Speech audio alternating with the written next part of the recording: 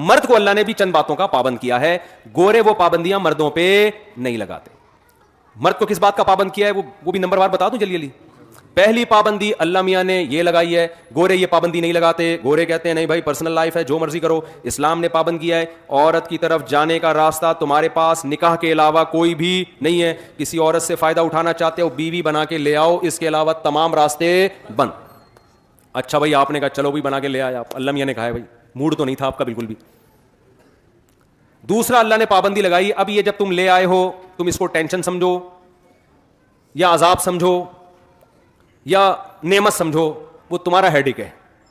کوئی پابندی گورنمنٹ کی طرف سے بھی نہیں ہے, اللہ کی طرف سے بھی نہیں, لیکن کچھ ذمہ داریاں تمہارے اوپر ہیں. ساری زندگی اس کا خرچہ, اس کی رہائش کا خرچہ, گیس بجلی کا خرچہ, پانی کا خرچہ, اس کے بچوں کا خرچہ, اس کے بچوں کی تعلیم کا خرچہ, اس کے بچوں کی بیماریوں کا خرچہ, یہ ساری زندگی کس پر ہے؟ گورا یہ حقوق عورت کو بولو نا نہیں دیتا, یہ والے رائٹ عورت کو نہیں دیتا. خیر, تو اللہ میاں نے آپ کے ذمہ یہ لگایا ہے کہ آپ کیا کریں بھائی, ساری زندگی خرچے کس کے ذمہ ہیں, اور اس میں کنجوسی سے کام نہ لیں. جو خود کھائیں اس کو وہی کھلائیں, جو خود پہنیں اس کو. چائے تو بہت دور کی بات ہے, انگریز کہہ رہے چائے بھی نہیں پلانی, اللہ میاں کہتے ہیں چائے تو تیرا باپ بھی پلائے گا, چائے کے علاوہ بہت ساری چیزیں ہیں. صرف اتنا اسلام نے نہیں کر دیا کہ عورت کو میاں کا پابند بنا دیا ہے, میاں کو جو جکڑا ہے وہ زیادہ جکڑا ہے. سمجھ میں آ رہی ہے بات, اس کو زیادہ مشکل میں ڈالا ہے. دوسری بات, جو خود کھانا ہے وہ اس کو کھلانا ہے, جو خود پہننا ہے وہ اس کو, یعنی جس اسٹینڈرڈ کا. اور پھر حسن اخلاق سکھائے اسلام, اس کے ساتھ لونڈیوں اور باندیوں جیسا سلوک مت کرو, لائف پارٹنر جیسا سلوک کرو, تمیز سے بات کرو, ایسے نہیں جیسے نوکروں سے بات کی جاتی ہے. دوستوں کے ساتھ گٹر کے ڈھکن پہ بیٹھا ہوا ہنس رہا ہے سارا رات, ہاں گھر میں آتا ہے ایسے جیسے ہلاکو خان نے بغداد پہ حملہ کر دیا ہے. یہ نظر آ رہا ہے, یہ سب وہ باتیں جو ہم مشاہدہ کر رہے ہیں. ہمارے ایک استاد ہیں بڑے زبردست, وہ کہتے ہیں جس عالم کو سوسائٹی کا نہیں پتا نا, لوگوں میں اٹھ رہا بیٹھ رہا نہیں ہے, وہ گائیڈ نہیں کر سکتا لوگوں کو. تو یہ چیزیں ہم دیکھ رہے ہیں سوسائٹی میں. ادھر بیٹھے ہوں گے گٹر کے ڈھکن پہ نا, کراچی میں تو بہت نظر آ رہا ہے, یہ گھر جائے گا تو ایسے جیسے پتہ نہیں جانتا ہی نہیں ہے, جائے گا اپنے کمرے میں جا کے سو جائے گا.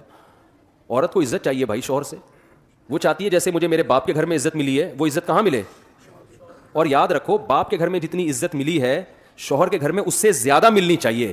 رخصتی کا کانسیپٹ ہی اسلام میں یہ ہے کہ اب اس کی نیچرل لائف شروع ہوئی ہے. اب آپ بتاؤ, پہلے زیادہ عزت مل رہی تھی, اب پٹ رہی ہے, وہاں جا کے گالیاں تانے سننے کو مل رہے ہیں, تو اس کا مطلب یہ تو غلط ہو گیا نا. پھر شادی تو خوشی کے لیے کی تھی, خوشی کے بجائے یہ کیا ہو رہا ہے, غم. اب آپ مجھے بتاؤ, آج کل شادیوں کے بعد مسائل کم ہوتے ہیں یا بڑھ جاتے ہیں؟ بڑھ رہے ہیں. بڑھنے کا مطلب یہ کہ یہ اس نہج پہ ہو نہیں رہی جس طرح اسلام نے کہا ہے. جوائنٹ فیملیوں میں تو, گاؤں دیہاتوں میں تو بہت ہی اوٹ پٹانگ حرکتیں ہو رہی ہیں, دیور بھی اس پہ مسلط ہوا ہے, وہ الگ آرڈر چلا رہا ہے, وہ الگ بدتمیزی سے بات کر رہا ہے. کوئی نو عمر کنواری لڑکیاں کی شادی ہو کے چلی جائے نا, ایسے جیسے وہ پتہ نہیں کوئی ماسی رکھ لی ہے گھر میں آپ نے. صرف ایک حدیث میں اکثر جگہ لوگوں کو سناتا ہوں کیونکہ یہ حدیث موٹیویشن کے لیے کافی ہے. ہمارے نبی صلی اللہ علیہ وسلم برتن میں پانی اس جگہ منہ لگا کے پیتے تھے جہاں حضرت عائشہ نے جس جگہ منہ لگا کے پانی پیا تھا. کوئی باندیوں کے ساتھ, لونڈیوں کے ساتھ, غلاموں کے کوئی یہ رسپیکٹ دیتا ہے کوئی؟ تو یہ آج دینداروں میں بھی یہ کیا چل رہی ہے, ابے تبے سے بات, تمیز نہیں ہے, کتوں کی طرح بھونک رہی ہے. یہ الفاظ معذرت مجھے نہیں اچھا لگ رہا ہے یہ لفظ بولنا, لیکن سسٹم یہی چل رہا ہے مارکیٹ میں. وہ جو ساسیں اس وقت بیان نہیں سن رہی ان کی بات میں کر رہا ہوں, جو سن رہی ہیں وہ نہیں, وہ تو بہت نیک ہیں الحمدللہ. ان کے علاوہ بعض ساسیں جب بچی گھر سے رخصت ہو کر آئے گی, اس کو بیچاری کو روٹی پکانی نہیں آتی, یہ نہیں آتی, وہ وغیرہ وغیرہ, فوراً اسٹائل کیا ہوتا ہے, یار ہاتھ پکڑ کے اس کو محبت سے سمجھا دو, بتا دو, عزت دو, یار تمہارے گھر کا فرد ہے, رسپیکٹ دو. نہیں آتی تو کیا یہ کوئی اتنا بڑا مسئلہ ہے یار؟ فوراً اسٹائل کیا ہوگا, تمہاری ماں نے تمہیں روٹی پکانا نہیں سکھائی. یہ ڈپریشن ہونا شروع ہو جاتی ہے. لیکن آج کل کی لڑکیاں بھی پوری حساب کتاب سے اینٹ کا جواب پتھر سے, وہ فوراً توے سے روٹی اٹھا کے بولو نہیں سکھائی, جو بتاؤ جاؤ نہیں سکھائی. پہلے وہ بیچاری ٹھٹر کے نا خودکشی کرتی تھی آخر میں جا کے, یا ڈپریشن کی مریض بن جاتی تھی. اب وہ کہہ رہی ہے میں خودکشی کروا کے جاؤں گی, کروں گی نہیں. یہ اسٹائل چل رہا ہے. تو اخلاق نہیں ہے, تمیز سے بات نہیں ہے, عزت نہیں ہے. دوستوں کے ساتھ تو, باس کے ساتھ تو وہی انگریز والا حساب ہے. کسٹمر کے ساتھ بڑا اچھا ہے, اپنے باپ کو سالا ووڈ ہاؤس میں داخل کر رہا ہے. یار تو کر کیا رہا ہے میرے بھائی؟ تو سب سے پہلے تو تیرا باپ ہے, تیری ماں ہے, تیرے بھائی ہیں, تیری بہنیں ہیں, تیری بیوی ہیں, تیرے بچے ہیں.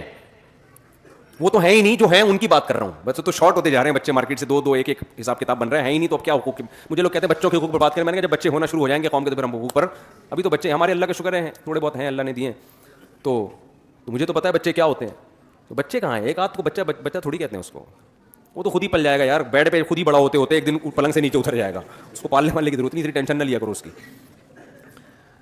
تو اگر آپ اسلام کو سپیریئر سمجھتے ہیں, ہم مانتے ہیں کسی نے اس کائنات کو بنایا ہے, اس نے لا نازل کیا ہے آسمان سے, اس کا لا کہتا ہے عورت شوہر کی فرما برداری کرے گی, اس سے محبت بھی کرے گی, اس کو عزت بھی تعظیم بھی کرے گی اس کی, اور میاں کا درجہ اللہ نے ایک درجہ اونچا. اور اگر میاں اللہ کے قانون کو مانتا ہے تو وہ بیوی پہ خرچ بھی کرے گا, سخاوت دکھائے گا, اور اس خرچ کرنے میں اس کی توہین نہیں کرے گا, تانے نہیں دے گا کہ تو اپنے گھر سے 4 چیتھڑے لے کر آئی تھی, باتیں ایسے کرتی ہے جیسے تیرے باپ نے تجھے سونے میں تول کے بھیجا ہو.